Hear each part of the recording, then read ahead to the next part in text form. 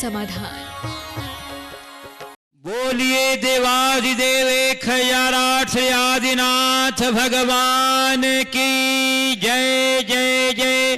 बोलिए प्रातः स्मरणीय संत शिरोमणि परम पूज्य 108 आचार्य गुरुवर विद्यासागर जी मुनि महाराज की जय जय जय। बोलिए गुणायतन प्रणेता शंका समाधान प्रवर्तक प्रखर वक्ता परम पूज्य 108 मुनि श्री प्रमाण सागर जी मुनि महाराज की जय जय जय। बोलिए परम पूज्य 108 मुनिवर श्री विराट सागर जी मुनि महाराज की जय जय जय। बोलिए 52 चूलगिरी सिद्ध क्षेत्र की। उपस्थित धर्मानुरागी सज्जनों, माताओं एवं बहनों, मध्य प्रदेश के बड़वानी जिला अंतर्गत 52 चूलगिरी सिद्ध क्षेत्र के पावन परिसर में आयोजित आज के संघ का समाधान के इस कार्यक्रम में यहाँ उपस्थित स्थानीय श्रद्धालु एवं देश विदेश के विभिन्न स्थानों से पधारे उपस्थित श्रद्धालुओं का एवं उन सभी दर्शकों और श्रोताओं का जो आज यहाँ आयोजित संघ का समाधान के कार्यक्रम का सीधा प्रसारण पारस चैनल, जिनवाणी चैनल एवं प्रमाणिक ऐप के माध्यम से देख रहे हैं, सुन रहे हैं, आनंद ले रहे हैं, मैं उन सबों का 52 चूलगिरी सिद्ध क्षेत्र ट्रस्ट कमेटी एवं चातुर्मास धर्म प्रभावना समिति की ओर से हार्दिक हार्दिक अभिनंदन करता हूं। इसके पूर्व कि मैं आपको ले चलूं संघ का समाधान की ओर, पूज्य गुरुदेव के आह्वान पर पूरे देश से जीव दया के लिए हमारे पास स्वीकृतियां आ रही हैं। आज भी हमारे पास स्वीकृतियां आई हैं। मैं अवश्य उनके नामों के उल्लेख करूंगा और आपसे अपेक्षा रखूंगा कि तालियों की गड़गड़ाहट अनुमोदना से आप उनका अनुमोदना कीजिएगा।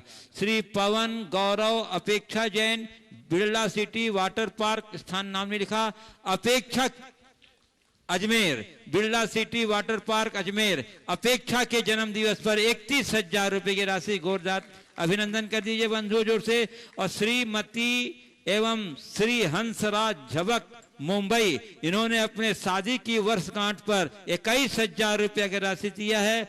और श्रीमती विभा कासलीवाल इंदौर की, खाली लिखाया उन्होंने, श्रीमती विभा कासलीवाल इंदौर की बहन श्री माधुरी राजकुमार दुधोरिया बैंकॉक, इन्होंने भी 21,000 रुपये की राशि दी है। जोरदार करतध्वनि से अभिनंदन कर दीजिए बंधु।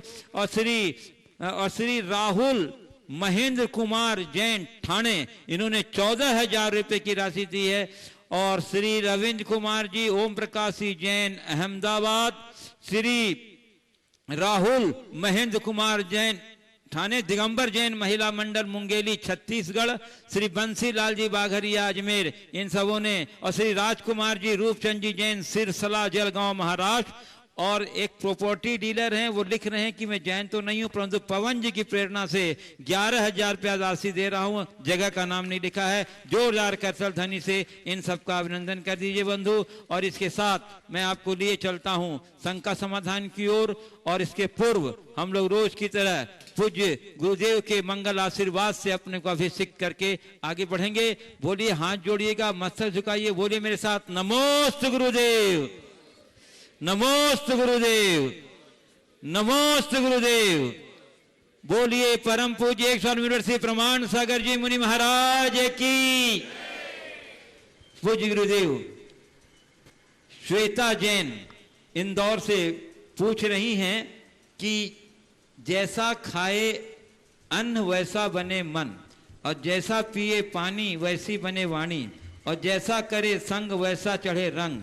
तो मित्रों के, रिश्तेदारों आदि के घर में भ्रष्टाचार का धन आता है और वहां जाना ही होता है, वहां का अन्न पानी ग्रहण न। सवाल हो चुका है विमल जी, बहुत पुराना है, आगे बढ़ाइए। हाँ, बहुत पुराना, सिद्धवर कूट में आया, आगे बढ़ाइए, नया निकाला करिए। हाँ, आप दूसरे नए निकालिए,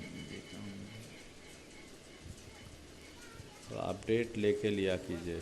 हाँ, एक दिव्या जैन ग्वालियर से उन्होंने दिया कि एक बार दान देने के महत्व किसी से बात हो रही थी, तो उन्होंने जवाब में मुझसे कहा, दान इसलिए देते हो क्योंकि तुम्हें डर लगता है, अगर अपने कर्म। ये सवाल भी आ चुका है, ये पुरानी फाइल आपने निकाल ली, वो उन्होंने दिया। आप नहीं लिया कीजिए अपने।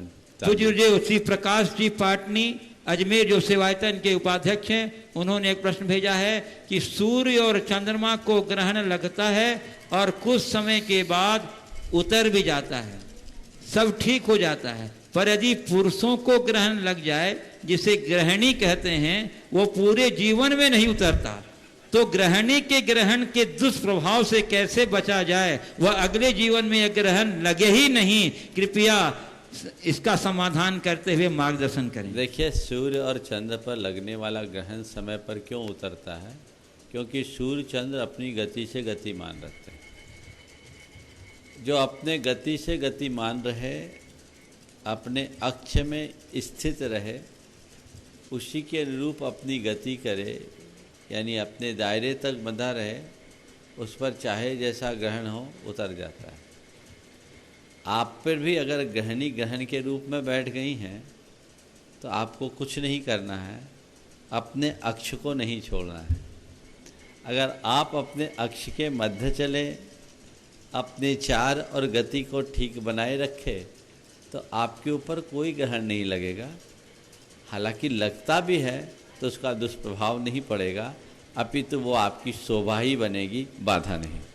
पूज्य गुरुदेव श्री दिनेश विनीता पापड़ीवाल, न्यूयॉर्क, जयपुर, जो गुणायतन शिरोमणि संरक्षक हैं, उन्होंने पूछा है, संसार में ज़्यादातर मनुष्य अपने व्यवहार से वाकिफ नहीं है, वह अपनी आत्म जागरूकता से आत्म सुधार की तरफ किस तरह से बढ़ सकते हैं? देखिए, सांसारिक व्यवहार में आदमी वाकिफ नहीं है, आत्म जागरूकता से आत्म सुधार की तरफ किस तरह बढ़ सकते हैं?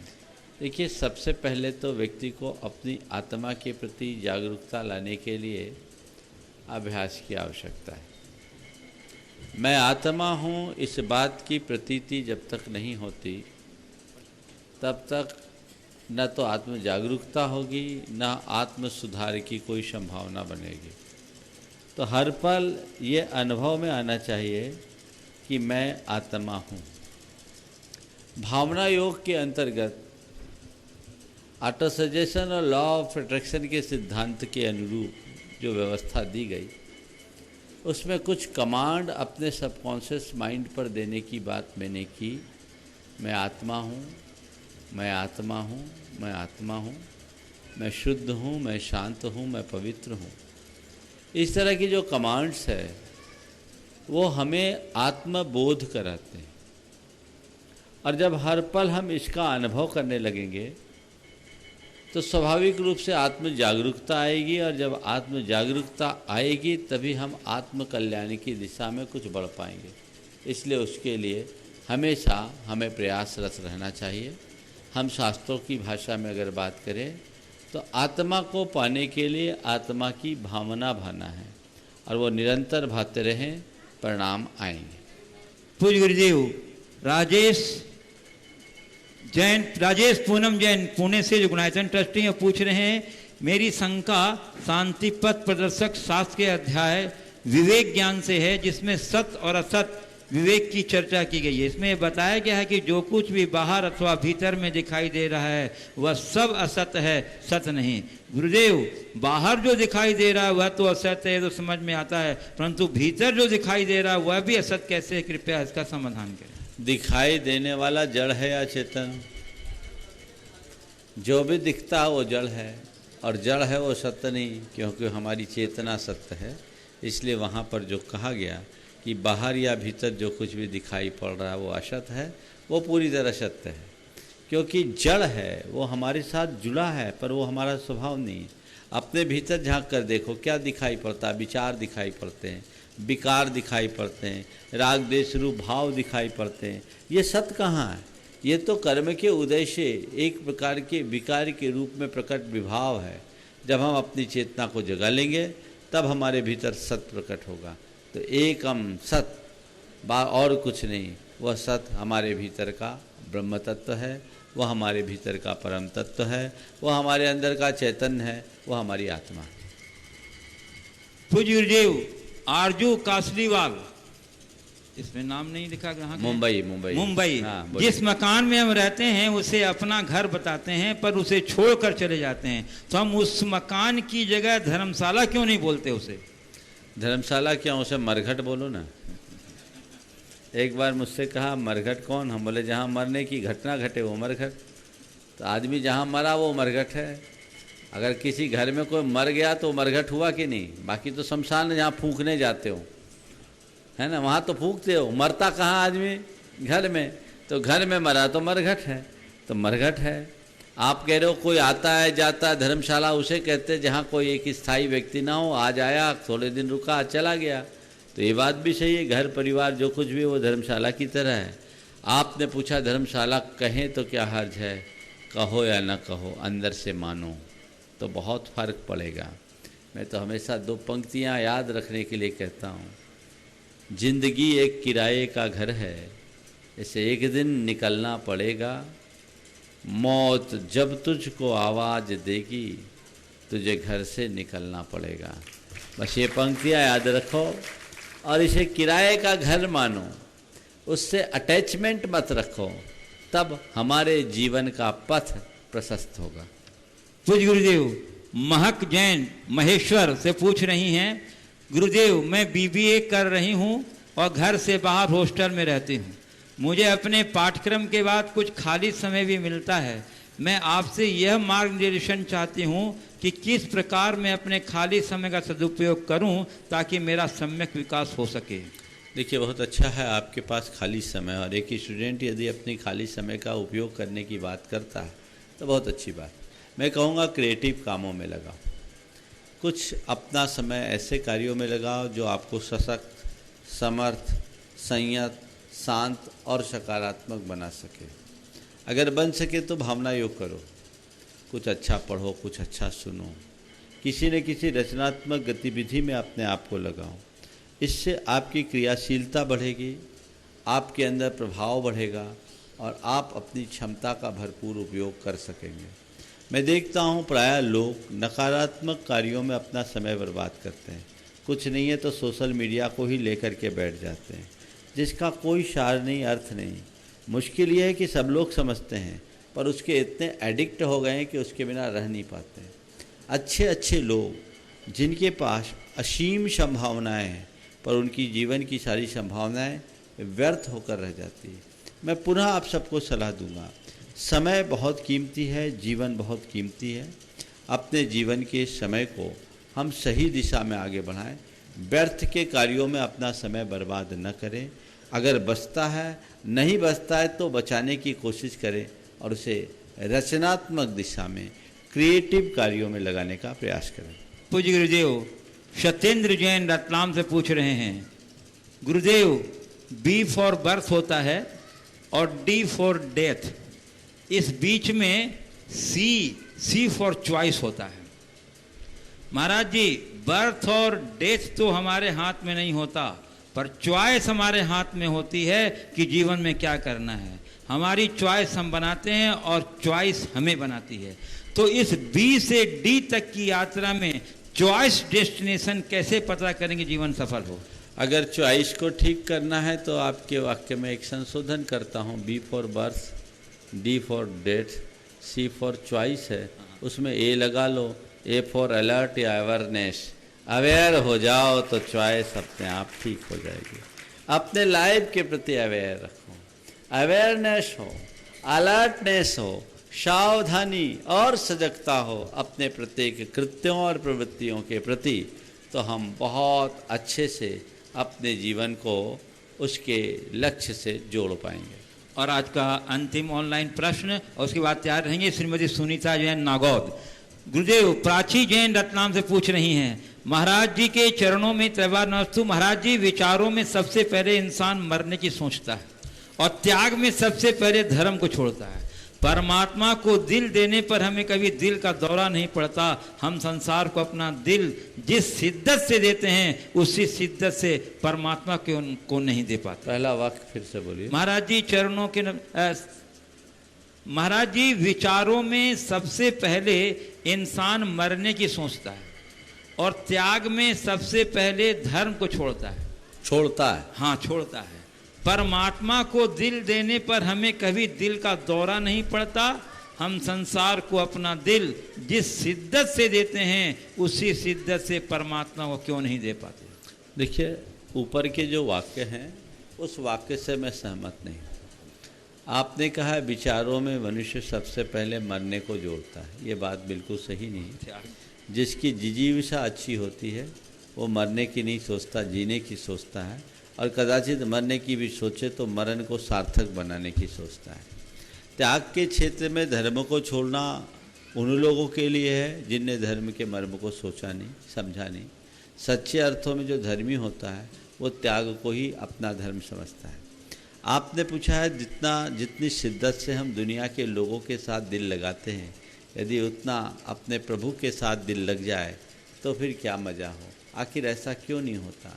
दरअसल हमें लोग दिखते हैं, लोगों का उपयोग दिखता है, इसलिए लोगों का दिल लोगों से लग जाता है। प्रभु और परमात्मा की बातें हम जरूर करते हैं, पर हमने कभी उनकी उपस्थिति का एहसास और आभास किया ही नहीं। जिस दिन हम अपने अंतर मन में झांक कर अपने भीतर बैठे प्रभु को निहारने में समर्थ हो जाएंगे, मुझे लगने लगेगा कि इस दुनिया में उससे श्रेष्ठ, उससे प्रिय और उससे अच्छा कोई है ही नहीं। तो मुझे प्रेम करना है तो उससे करें। तो प्रभु प्रेम जगाने के पहले प्रभु को पहचानो, उसकी उपस्थिति का एहसास करो। जो उपस्थित होता है उससे प्रेम किया जाता है, जो अनुपस्थित है उससे प्रेम कैसे होगा। इसलिए दिल लगाना है तो प्रभु से लगाओ। हर किसी के साथ लगाओगे, दिल लगाओगे तो तुम्हारा संसार बढ़ेगा, और प्रभु के साथ दिल लगने पर पूरा संसार सिमट जाता है। श्रीमती सुनीता जैन नागौर सतना, उस पर तैयार रहेंगी श्रीमती विभा दीपक कासलीवाल इंदौर। महाराज श्री के चरण में त्रैवार नमोस्तु नमोस्तु नमोस्तु। महाराज जी, सीता जैसी आदर्श नारियों से हमारी पौराणिक कथाएं भरी हुई हैं। सीता जैसी आदर्श नारियों से हमारी पौराणिक गाथाएं भरी हुई हैं। वर्तमान परिप्रेक्ष्य में आदर्श नारी की क्या परिभाषा है? क्योंकि वो तो आज संभव नहीं है वैसा होना। देखिए, बात बिल्कुल सही कहा है कि सीता जैसे आदर्श नारियों से हमारी पौराणिक गाथाएं भरी है। वर्तमान में एक आदर्श नारी की परिभाषा पूछी और कहा आज सीता जैसा जीवन व्यवहारिक नहीं है, तो मैं आपकी बात को और जोड़कर कहता हूँ, आज सीता जैसी चुनौतियाँ और समस्याएं भी नहीं। न तो आज सीता का वनवास होता है, न सीता को अग्नि परीक्षा देने की नौबत है। परिस्थितियाँ बदल गई। लेकिन आपने पूछा है कि एक आदर्श नारी का आदर्श क्या होना चाहिए। मैं ये कहूँगा कि नारी में नार्योचित गुणों का समावेश होना ही एक आदर्श नारी की सबसे बड़ी पहचान है। विडंबना ये है कि नारी सशक्तिकरण के नाम पर नारी को नारी रखने की जगह नर बनाने की होड़ लग रही है। नारी नर बनने की कोशिश में लगी है, नर वो बन नहीं पा रही है, नारी वो रह नहीं पा रही। आखिर ऐसा क्यों? आज की नारी ये क्यों सोचती है कि मैं नर जैसे कर्म करके ही अपने जीवन को सफल बनाऊं? उसे ये क्यों समझ में नहीं आता कि प्रकृति में जितना स्थान नर का है, नारी उससे कहीं कम नहीं है। और नारी के अंदर जो नारी सुलभ गुण हैं वो पुरुषों में 3 काल में नहीं आ सकते। तो एक नारी अपने प्राकृतिक जीवन को जीते हुए नार्योचित कर्तव्यों का पालन करती है तो उससे बड़ा अच्छा उदाहरण कुछ नहीं हो सकता। उसमें उसकी मर्यादा है, लज्जा है, धर्मपरायणता है, कर्तव्य निष्ठा है, कार्यकुशलता है, ये सेवा भावना है, ममता है, ये सारे गुण एक नारी के अंदर है। तो आपके सवाल का उत्तर मैं एक ही लाइन में कहूँगा, जिसके भीतर नार्योचित गुण समाविष्ट हैं, मेरी दृष्टि में वही आदर्श नारी है। श्रीमती विभा दीपक कासलीवाल इंदौर, उस पर तैयार रहेंगी श्रीमती शकुंतला जैन सागर। गुरुदेव नमस्तु। गुरुदेव, शब्दों का और सोच का ही अहम किरदार होता है। शब्दों का और सोच का ही अहम किरदार होता है। थोड़ा माइक ऑन करो। शब्दों का और सोच का ही अहम किरदार होता है। कभी हम समझ नहीं पाते हैं और कभी हम समझा नहीं पाते हैं। गुरुदेव, कल जब मैं चूलगिरी की वंदना करके उतर रही थी तो एक दंपति अपनी करीब 10 साल की बेटी से कह रहे थे, धीरे धीरे पकड़कर उतरो नहीं तो गिर जाओगी। उसने जवाब दिया, आई डोंट केयर, और बिना पकड़े वो उतर गई। गुरुदेव, आज की पीढ़ी की यह आई डोंट केयर की प्रवृत्ति सिर्फ शब्दों में ही है या सोच में भी है? और क्या यह उनके ओवर कॉन्फिडेंस की या दर्शाती है या स्वच्छंद प्रवृत्ति को? देखिए, आई डोंट केयर, ये वाक्य तो इसके शब्द और इसके अर्थ को हम देखते हैं तो इस बात को दर्शाता है कि वो केयरलेस है। और उसके अंदर एक स्वच्छंदता का भाव है। लेकिन सफलतापूर्वक आगे बढ़ने की भावना अगर हम देखते हैं तो इसे हम सेल्फ कॉन्फिडेंस का भी एक रूप देख सकते हैं। अगर वो बच्ची आई डोंट केयर की जगह ये कहती कि पापा डोंट माइंड, आप माइंड मत करो, या डोंट वरी, मैं आराम से चले जाऊंगी, तो उसमें उसका आत्मविश्वास झलकता, वह उसके जीवन की उन्नति के लिए एक आधार होता। पर आजकल ऐसा नहीं हो रहा है। वो इसलिए क्योंकि आज माँ बाप की बच्चों के लिए जैसी परवरिश करनी चाहिए वैसा नहीं होता। उन्हें शुरू से समझाना चाहिए और इस तरह की बातें सिखाना चाहिए। क्योंकि आज जितने भी प्रकार के गेम्स और अन्य कार्यक्रम हैं उनमें भी इस तरह की बातों को बहुत समझाया दिखाया जाता है। एडवेंचरस कार्यों के प्रति लोगों का रुझान बहुत तेज़ी से बढ़ रहा है। तो यह भी एक कारण है जिससे इस तरह के विकृत परिणाम आ रहे हैं। ये सब चीज़ें बिल्कुल ठीक नहीं हैं। जो व्यक्ति माँ बाप की हिदायतों को उपेक्षापूर्वक टालता है वो ज़िंदगी में बहुत दुख भोगता है। उसे आने वाले दिनों में बहुत परेशानियों का सामना करना पड़ेगा। तो पहली कोशिश तो ये होनी चाहिए कि बच्चे माँ बाप की हिदायतों को टाले नहीं, और माँ बाप को अपने बच्चों को इस तरह से तैयार करना चाहिए कि वे उनकी हिदायतों को बड़े अच्छे से स्वीकार करें। नमोस्तु गुरु। श्रीमती शकुंतला जैन सागर पर तैयार रहेंगी। श्रीमती शालिनी जैन इंदौर। मुनिश्री के चरणों में त्रैवार नमोस्तु नमोस्तु नमोस्तु नमोस्तु मुनिश्री। सागर वालों की तरफ से भी। और एक बात पहले कहना चाहूँगी, उसमें टाइम लग सकता है। सवाल करो। सवाल हम करेंगे महाराज। बोलो। हाँ। पर अपनी बात रखे बगैर नहीं। मैं बात रख रही हूँ, आप सागर बहुत समय से नहीं आए, आपका चातुर्मास मिला नहीं। सभी लोग कह रहे हैं कि अब महाराज जी का चातुर्मास सागर में होना चाहिए। मैं निवेदन करती हूँ, आपका आशीर्वाद चाहती हूँ कि आपका आगामी चतुर्मास सागर में मिले। बहुत अच्छा। बोलो। हाँ। मैं ये कहना चाहती हूँ कि लोग समाज सेवा करते हैं और आत्म कल्याण भी करते हैं, पर दोनों को करने में हम पूरा उतना नहीं कर पाते हैं। तो मैं ये पूछना चाहती हूँ कि आत्म कल्याण में समाज सेवा का क्या योगदान है? देखिए, बात बिल्कुल सही है। समाज सेवा और आत्म कल्याण, अगर ऊपरी तौर पर हम देखते हैं तो दोनों की दिशा अलग अलग दिखाई पड़ती है। जो समाज सेवा के कार्य में रुचि रखते हैं वो सामाजिक कार्यों में पूरी तरह से रच बच जाते हैं, और जो आत्म कल्याण की भावना से जुड़े रहते हैं वे प्रायः सामाजिक कार्यों से एक तरफ रहकर अपने धार्मिक क्रियाकलापों में ही मगन होते हैं। धार्मिक क्रियाकलाप, व्रत, अनुष्ठान आदि कार्य उसे वो अपने लिए हितकर मान करके स्वीकार करते हैं। आपने पूछा है क्या समाज सेवा में आत्म कल्याण नहीं है? मैं आपसे कहता हूं कि समाज सेवा में भी आत्म कल्याण है, बशर्ते विशुद्ध भावों से समाज सेवा के कार्य में आप जुड़ो। प्रायः देखने में ये आता है कि समाज सेवा में रुचि रखने वाले लोग जितनी रुचि समाज सेवा की रखते हैं उससे ज़्यादा नेतागिरी में झुकाव होता है। और जहाँ, आपके लिए नहीं बोल रहा हूँ मैं, और जहाँ नेतागिरी आ जाती है उसका एक चस्का होता है। मेरी राय यह है कि व्यक्ति समाज सेवा करे तो समाज सेवा को भी अपनी एक साधना मान करके करे।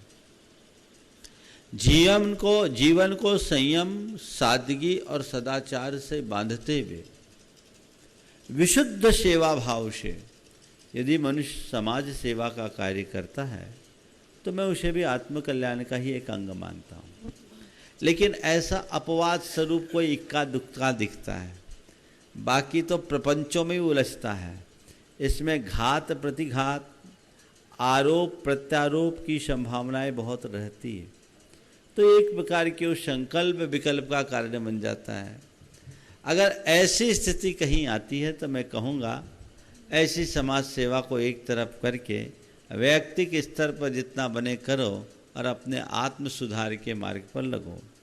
और ऐसा लगता है कि नहीं, मैं अपने दायरे में रहते हुए समाज के हित में बहुत अच्छा कर सकते हैं और उससे लोगों का भला हो सकता है, तो समाज सेवा का कार्य गलत नहीं। मेरा जी मैंने समाज सेवा घर से शुरू की है। बहुत सुंदर। अपने सासू माँ आगे, के साथ- हाँ। श्रीमती शालिनी जैन इंदौर, उसके बाद तैयार रहेंगी श्रीमती अनीता पाटोदी साढ़म। मुनिश्री के चरणों में नमोस्तु नमोस्तु नमोस्तु। मुनिश्री, मेरा प्रश्न है, किसी मनोकामना की पूर्ति हेतु भक्तामर स्तोत्र का पाठ करना चाहिए। अब आजकल भक्तामर स्तोत्र को इस तरह से महिमा मंडित कर दिया गया है कि उसे सारे समस्याओं के निदान का आधार बता दिया। उसमें बहुत सारे चमत्कारों को भी जोड़ दिया गया और निश्चयतः भक्तामर में चमत्कार है, मैं उसका निषेध नहीं करता, उसका अपना प्रभाव भी है। लेकिन छोटी छोटी बातों के लिए इतने महान स्तोत्र का उपयोग मेरी दृष्टि में बहुत सार्थक नहीं। अगर हम भक्तामर के आध्यात्मिक रहस्य को आत्मसात कर लें तो खुद में हम इतनी ताकत और सामर्थ्य पा जाएंगे कि हमारे अंदर मनोकामनाएं ही नहीं बचेगी, तो फिर मनोकामना पूर्ति के लिए ऐसा कर्म ही नहीं करना पड़ेगा। अभी नियमित भक्तामर पर विवेचना चल रही है। अब तक 8 छंद हो गए, अब 40 बचे हैं, प्रायः 2 छंद रोज चल रहे हैं और उसकी एक आध्यात्मिक विवेचना जो रूपकात्मक अंदाज में आप सबके बीच रखी जा रही है। मैं चाहता हूँ कि भक्तामर आप पढ़िए, विशुद्ध हृदय से पढ़िए। मैं भी भक्तामर पढ़ता हूँ, लेकिन मैंने कभी भक्तामर को किसी साधन के रूप में स्वीकार नहीं किया। मैंने भक्तामर को एक साधना के रूप में देखा और मेरे मन में कभी ऐसी इच्छा ही नहीं होती। तो मेरी मनोकामना की पूर्ति हो, ये कमज़ोर स्तर की बात है। मेरी मनोकामनाएं समाप्त हो जाए, ये जीवन की यथार्थ उपलब्धि। तो हम आगे ही बढ़ें, पीछे क्यों रहे। श्रीमती अनीता पाटोदी साढ़म, उसके बाद तैयार रहेंगे श्री अजीत जैन बड़वानी। नमोस्तु गुरुदेव। जीवन में अच्छे अवसर भी आते हैं और बुरे अवसर भी आते हैं। गुरुदेव, अच्छे और बुरे अवसर की पहचान क्या है तथा अव्यवहारिता के लोग उसे बुरा क्यों मानते हैं? अच्छे और बुरे अवसर की पहचान क्या है तथा अव्यवहारिता के लोग बुरा क्यों मानते हैं? अव्यवहारिकता को लोग बुरा क्यों मानते हैं? देखिए, अच्छे और बुरे अवसर हर व्यक्ति की अपनी अपनी दृष्टि है, उसके अनुरूप अपनी अपनी व्याख्या है। कोई किसी को अच्छा बोले, कोई किसी को बुरा बोले। जिसमें जो लाभ मिलता है वो उसे अच्छा अवसर मिलता है। जैसे एक चोर के लिए रात अंधेरा हो, घर का दरवाज़ा खुला हो और मालिक सो रहा हो, तो उसके लिए इससे अच्छा अवसर कोई नहीं है ना। एक जेब कतरे के लिए आपके जेब में माल हो, जेब थोड़ी बड़ी हो और आप बेभानी से बैठे हों, थोड़ी झपकी ले रहे हों, तो उसके लिए एक अच्छा अवसर है। तो ये अच्छा और बुरा अवसर तो सबके लिए अलग अलग होता है। फिर भी जीवन के संदर्भ में अच्छा अवसर क्या है, जिससे जीवन की प्रगति की संभावनाएं बढ़े, वो अच्छा अवसर है। और जो जीवन के पतन का कारण बने, वो बुरा अवसर है। तो हम अपने क्षण क्षण को एक अच्छे क्षण में बदल सकते हैं यदि हम उसका लाभ उठाने की कोशिश करें। अगर देखा जाए तो मनुष्य के लिए आने वाला हर क्षण एक अच्छे अवसर के रूप में होता है, अगर वह उसका सदुपयोग करे तो। आपने पूछा अव्यवहारिकता को लोग अवसरवादिता, अरे तो अव्यवहारिकता और अवसरवादिता अवसरवादिता तो मौका परस्ती है, स्वार्थीपन है। अवसर का लाभ उठाना और केवल अवसर की तलाश करना अच्छी बात नहीं है। अवसर की तलाश करना भी बुराई नहीं है, लेकिन अवसर का फ़ायदा उठाना बहुत बुरा है। हमने किसी के साथ अवसर का फ़ायदा उठाया, मौका परस्ती कहलाई, ये नकारात्मक सेंस में है। लेकिन यदि हम हर अवसर का सदुपयोग करने के लिए जुट जाते हैं तो ये हमारी जागरूकता के अंतर्गत है। श्री अजीत जैन बड़वानी, और उसके बाद तैयार रहेंगे श्री अजीत सेठी बाबई होशंगाबाद। गुरुदेव के चरणों में नमस्तु। बोलिए। चातुर्मास के पहले दिन ही मैंने 1 साल के लिए चप्पल का त्याग करा। आज नगर पालिका में नई दुनिया का कार्यक्रम था, वहाँ पर फर्शियाँ धूप में चटक रही थी तो मेरे पैर जल रहे थे। तो मैं एक तरफ हुआ तो भाजपा जिला अध्यक्ष ओम प्रकाश जी खंडेलवाल, जो मेरे अंकल लगते हैं, वो मुझसे पूछते हैं कि चप्पल छोड़ने से तुझे क्या मिलेगा। आपने क्या जवाब दिया? मैंने कहा इसका क्वेश्चन संत श्री के पास ले चलूंगा। फिर पहले तो ये बताओ, चप्पल तुमने अपनी इच्छा से छोड़ा कि किसी को कहने से छोड़ा? चप्पल मैं कई बार छोड़ चुका हूँ। छोड़ चुके ना। नहीं, और जब पाँव जल रहा था तो मन में पश्चाताप हुआ या हर्ष? नहीं, हर्ष हुआ ना, हर्ष हुआ। खुशी हुई।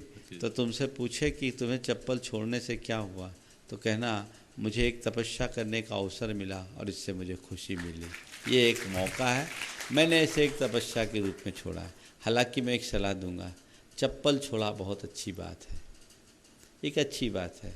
चप्पल छोड़ना कोई छोटी मोटी बात नहीं, बहुत अच्छी बात है।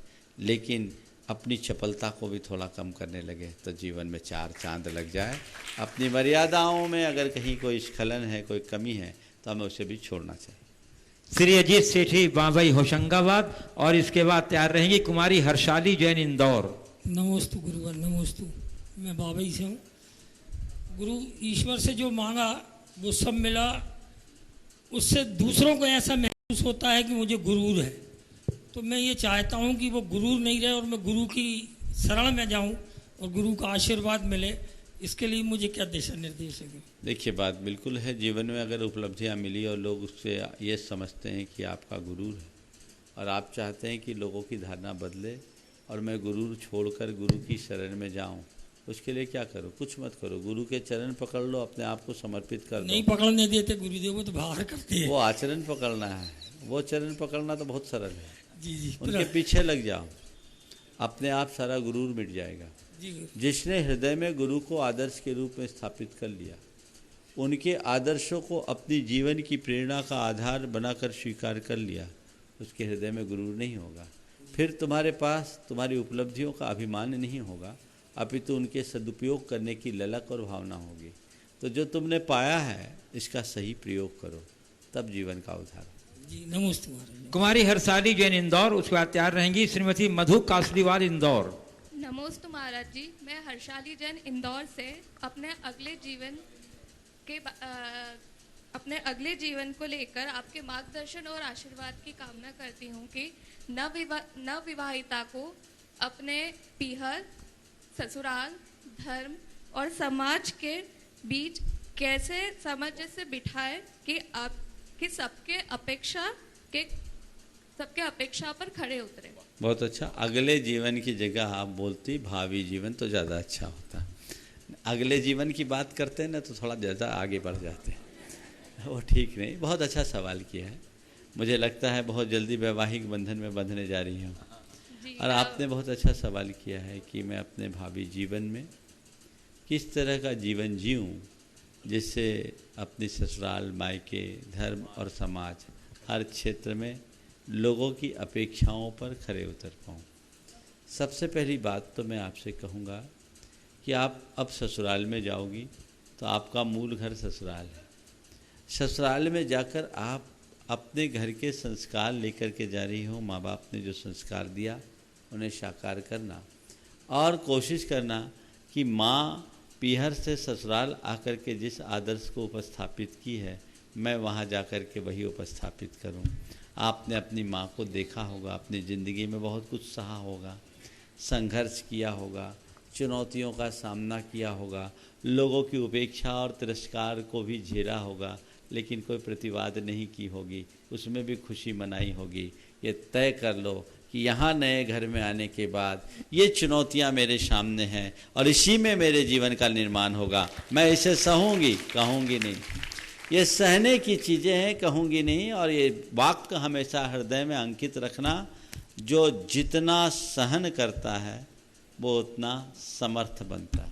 पहली बात ये तो ससुराल, पूरी बात कर दूं ये तो ससुराल की बात है। बहुत अच्छा सवाल किया है और तुम्हारे माध्यम से न जाने कितनों को ये संदेश जाएगा। और लड़कियां ऐसा सवाल बहुत कम पूछती हैं और माँ के साथ पूछ रही हैं तो और अच्छा है। एक बार सवाल आया था ऐसा जिसमें उनके सास ससुर भी थे, मम्मी जी भी है, दोनों तरफ से है ना। बहुत अच्छा है, ये बहुत अच्छा है। नहीं तो आखिर आजकल तो उल्टी शिक्षा देने लगी, बेटी एडजस्ट मत करना, कुछ है तो हम हैं। ये जो मामला है इससे बड़ी गड़बड़ियाँ होती हैं और इसी से घर फूट रहे हैं। हमें ये आदर्श उपस्थित करना है। रहा सवाल अपने पीहर का, पीहर के गौरव को बढ़ाना ही आपका सबसे बड़ा कर्तव्य है। अपने आचार व्यवहार को ऐसा रखो कि तुम्हारी ससुराल में लोग तुम्हारे लिए देख कर कहे कितने अच्छे घर की बेटी है, क्या माँ बाप ने संस्कार दिया है, नतमस्तक हो जाए उनके प्रति, उनका हृदय श्रद्धा से अभिभूत हो जाए।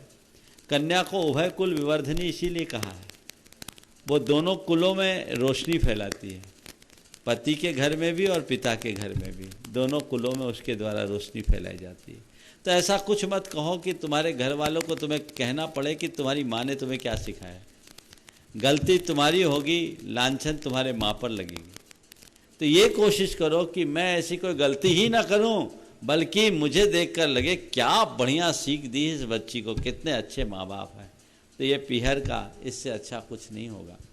अब रहा सवाल धर्म और समाज में, अपनी भूमिका अनुरूप जितना बन सके धार्मिक कार्य करो।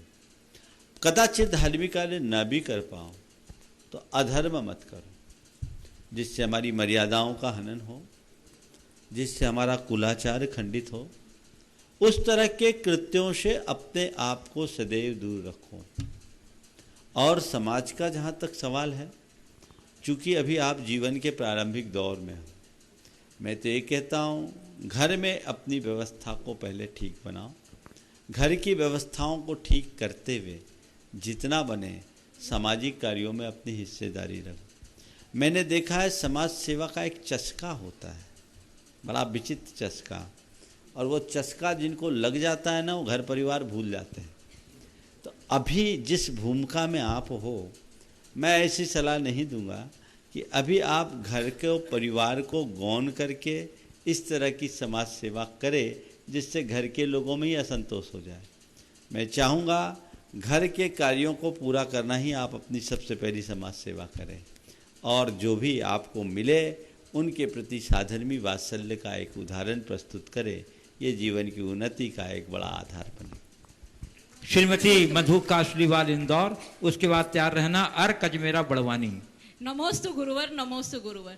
मेरा प्रश्न है महाराज श्री, ये आपकी बेटी है कि होने वाली? मेरी बेटी है और साथ में सासू जी है। चलो ठीक है। ससुर जी भी आए हुए हैं, तो ये खुद ही लेकर आई यहाँ पर। बहुत बढ़िया। हाँ, मेरा प्रश्न है महाराज श्री, अभी पर्युषण पर्व के दिनों में द्रव्य सामग्री बहुत ज्यादा धुलेगी और ये सूख नहीं पाती है, वर्षा काल में सूख नहीं पाती है, तो इसमें बहुत सारे सम्मूर्छन जीव पैदा होने लग जाते हैं, बदबू आने लग जाती है।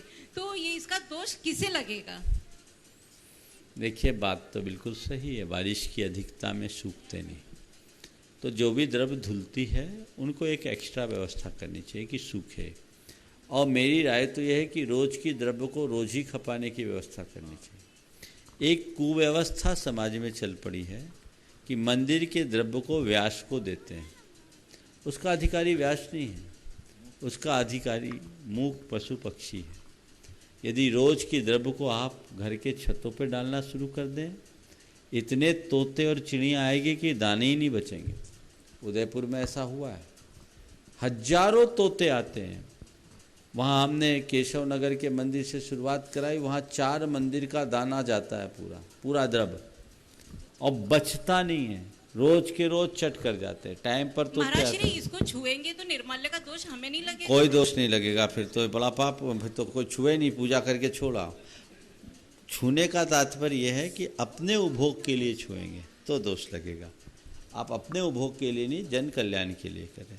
तो दीन दुखी प्राणियों के लिए आप उसका प्रयोग कर सकते हैं, आप पशु पक्षियों के लिए उसका प्रयोग कर सकते हैं। मेरी राय है, हमेशा मैं कहता हूँ, पर समाज के बहुत कम लोग इस पर ध्यान दे रहे हैं, इसमें सारे मंदिर के प्रबंध व्यवस्था से जुड़े लोग पाप के भागी हो रहे हैं। मेरे सामने उदयपुर में ही सवाल आया था, दिल्ली के एक भाई ने कहा कि मंदिरों के द्रव्य को लोग ऐसे इलाके में भेजते हैं जो मांसाहारी हैं और उसके साथ बिरयानी खाई जाती है। माने मांस के साथ आपके मंदिर का द्रव्य खाया जा रहा है। सोच लीजिए कितना पाप है। थोड़ा आप देखिए तो उधर भी होता है। और दूसरा उपयोग, जितने भी बाजार के चाट पकोड़े इडली डोसा वाले, उसमें यही चावल गलता है, घूम फिर के आपके पेट में भी आ जाता है। आप निर्माल्य का मूल्य क्यों आंक रहे हैं? माली को अच्छी पगार दीजिए। उदयपुर में जब हमने कहा, उनने अच्छी पगार दी, माली भी खुश है। और एक पंथ दो काज, ये परिपाटी हर मंदिर में चलनी चाहिए। यदि ऐसा आप करेंगे तो सारी व्यवस्थाएं ठीक होगी। बहुत सारे लोगों ने इंडिविजुअल ऐसा किया, समाज के लोग नहीं किए तो अपना द्रव्य घर से लेके जाते हैं, पूजन करते हैं और अपना द्रव्य वापस ले आते हैं। ये लोग भी बैठी हैं, ये लोग ऐसा ही करते हैं और किसी भी पशु पक्षी को खिला देते हैं, संतोष हो गया। हम ये रास्ता अपना सकते हैं। पूरे हिंदुस्तान में है जिसे संभालने के लिए जैन समाज का प्रत्येक व्यक्ति उसका उत्तरदायी है, लेकिन कुछ चीजों में समाज उसको संभाल नहीं पाता और अन्यत्र तरीके से समाज के साथ सरकारी तंत्र उस चीज को लेने के लिए आकुल रहता है। गुरुवर मेरी शंका का ये समाधान करें कि उस धरोहर को हम जैन समाज का प्रत्येक व्यक्ति कैसे संभाले और आने वाले भविष्य में उसे कैसे सुरक्षित रखें। देखिए, सबसे पहले तो मैं आपके स्टेटमेंट को थोड़ा संशोधित करना चाहूँगा। विगत कुछ वर्षों से एक मैसेज सब जगह वायरल होता है कि भारत का 24% आयकर जैन लोग देते हैं। ये बात तथ्यपूर्ण नहीं है, इसे संशोधित कर लेना चाहिए। हाँ, अधिकतर जैन आयकर देते हैं, इस बात में कोई संशय नहीं है। जैनी संख्या में अल्प रहने के बाद भी देश के विकास में हमेशा अपना महनीय योगदान दिया है, आज़ादी के पहले भी और आज़ादी के बाद भी। हम आज़ादी के संग्राम में भी अनेक जैनियों के योगदान को देखते हैं और हमारे यहाँ महाराणा प्रताप जैसे के ऊपर आई हुई विपदा के निवारण के लिए भामाशाह जैसे लोग होते हैं जो जैन थे, अपना खजाना खोलते हैं। कुल मिलाकर जैन इतिहास अत्यंत गौरव से भरा हुआ है और ये देश के प्रति, राष्ट्रवाद के प्रति जैनियों ने हमेशा अपना सर्वस्व होमा है। रहा सवाल आज जैनियों के धरोहर के साथ वर्तमान के सिस्टम का खिलवाड़ किया जाना, सरकारी तंत्र के द्वारा दुरुपयोग होना, ये कतई बर्दाश्त करने योग्य नहीं है। समाज को जागरूकता रखनी चाहिए और जहाँ भी इस तरह की समस्या है पूरी ताकत लगाकर उसका पुरजोर विरोध करना चाहिए। उसमें किसी तरह की कमी या खलल नहीं आने देनी चाहिए। लेकिन इसके साथ एक बात और कहूँगा, सरकारी तंत्र हमारे लिए आकर कोई अड़ंगा लगाए उससे पहले हमें चाहिए कि हम अपनी व्यवस्थाएं ठीक कर लें। आज समाज की उदासीनता के कारण हमें बहुत बड़े बड़े नुकसान झेलने पड़े। मैं एक सलाह देता हूं आज के इस मंच से पूरे देश के लोगों को, हमारे जितने भी धार्मिक और सामाजिक स्थल हैं जो विभिन्न ट्रस्टों के अंतर्गत हैं, जितने लोग इस कार्यक्रम को देख और सुन रहे हैं, उनसे मेरी एक सलाह है कि उसके सारे दस्तावेज कंप्लीट रखे, अप टू डेट होना चाहिए और उस सारे दस्तावेज को एक लॉकर लेकर बैंक में जमा करें। वो आपके धरोहर है। कई स्थलों पर हमारे बड़ी बड़े भूखंड रहे, पुरखों के पास रहा, उसका कागज पत्तर उन्हीं के पास, वो चले गए, आ जाता पता नहीं। आज भी बहुत सारे ऐसे हमारे धर्मस्थल हैं, सामाजिक संस्थाएं हैं जिनके कोई पेपर उनके पदाधिकारियों के पास नहीं है। तो समय रहते सारे डॉक्यूमेंट ठीक होने चाहिए, डॉक्यूमेंटेशन अच्छा रखना चाहिए, उनकी पूरी फाइल तैयार करके रखना चाहिए ताकि आने वाले समय में हमारी भावी पीढ़ी को किसी भी प्रकार की चुनौतियों का सामना न करना पड़े। ये प्रयास सबसे पहले स्तर पर करना चाहिए। कहीं पर भी हो, जो लोग भी ये देख रहे हैं, देखें अरे भाई ठीक है, अभी तो सब चल रहा है, अभी चल रहा है, आने वाले 25-50 वर्ष बाद सरकार की नीतियाँ क्या होंगी कोई पता नहीं चलेगा। हमें चाहिए कि हम अपने दस्तावेजों को व्यवस्थित करके चलें। नमस्ते नंदन। मैं अमित कहता हूँ श्री नंदन जी जैन अमर पाटन और उसके बाद तैयार रहेंगे श्री पवन जी दोषी बड़वानी, अध्यक्ष 52 गजा चूलगिरी क्षेत्र। महाराज जी नमोस्तु नमोस्तु नमोस्तु। महाराज जी सुबह पूजन अभिषेक के टाइम जो श्रावक शांति धारा या अभिषेक करते हैं उनका ध्यान श्री जी से हटकर कैमरा जी की तरफ हो जाता, तो इनके कुछ पुण्य में फल में कुछ फर्क पड़ता है क्या? तो कैमरा ही हटवा दें। देखिए कैमरा है तो थोड़ा बहुत ध्यान तो जाएगा ही, लेकिन कैमरे की तरफ ध्यान जाने की जगह हमारा ध्यान भगवान की तरफ होना चाहिए और ये मनोभाव होना चाहिए कि मैं एक पवित्र कार्य में संलग्न हो रहा हूँ। जितनी लीनता के साथ आप क्रिया करेंगे उतना उत्तम परिणाम आएगा। नमस्ते। श्री पवन जी दोषी माकानेर, अध्यक्ष 52 गजा चूलगिरी शीत क्षेत्र, अपनी कुछ बात रखेंगे। पूज्य श्री सवाल निवेदन महाराज जी, कार्यक्रम का निवेदन थोड़ा है, बाद में करेंगे। बोलो। निवेदन नहीं, सवाल करो, अभी निवेदन नहीं। पूज्य श्री, एक प्रश्न मेरा बहुत दिन से है और सिद्धांतिक भी है कि पिछले 2500 वर्षों में किसी भी देवी देवताओं ने कुछ 5 उदाहरण ऐसे मिलेंगे जो धरती पर आए। सो अंतिम सूत केवली के टाइम में आहार दिया, उसके बाद में कुंद आचार्य टाइम में वो अम्बा देवी आई, वो तो धर्मवृद्धि के लिए वो आशीर्वाद दिया। उसके पहले धर सेनाचार्य ने जब ग्रंथ लिखा छठखंडागम, तब ने वो गिरनार पर्व पर भूतों ने नाच किया और उनका स्वागत किया, वंदन किया और पूजा करी। उसके बाद के पीरियड में एक आधी बार ऐसा पूज्यपाद स्वामी का देवों के द्वारा चरणाभिषेक किया गया। उसके बाद आज तक कोई देवी देवता धरती पर नहीं आए। फिर भी देवी देवताओं के नाम से उसके पीछे क्यों पड़े रहते हैं कि ये हमारा भला करेंगे, हमारे लिए आएंगे, सुख दुख करेंगे। हम तो ठीक है, साधु भी इस लाइन में जुड़ गए हैं कि हमारा कुछ करेंगे। आज तक 2500 वर्षों में न कोई देवता है न किसी श्रावक के भला आपकी किया। बात का उत्तर एक लाइन में देता हूँ। देवी देवता उसकी सेवा करते हैं जो उनसे दूर होते हैं, जो देवी देवताओं के पीछे भागते हैं देवी देवता उनसे दूर हो जाते हैं। बस इस बात को हम ध्यान में रख करके चलेंगे तो हमारा सही लाभ होगा। आज के इस सत्य को परम पूज्य गुरुदेव के चरणों में नमन अर्पित करते हुए यहीं पर विराम। बोलिए परम पूज्य आचार्य गुरुवत श्री विद्यासागर जी महाराज। बोलिए परम पूज्य प्रमाण सागर जी मुनि महाराज की।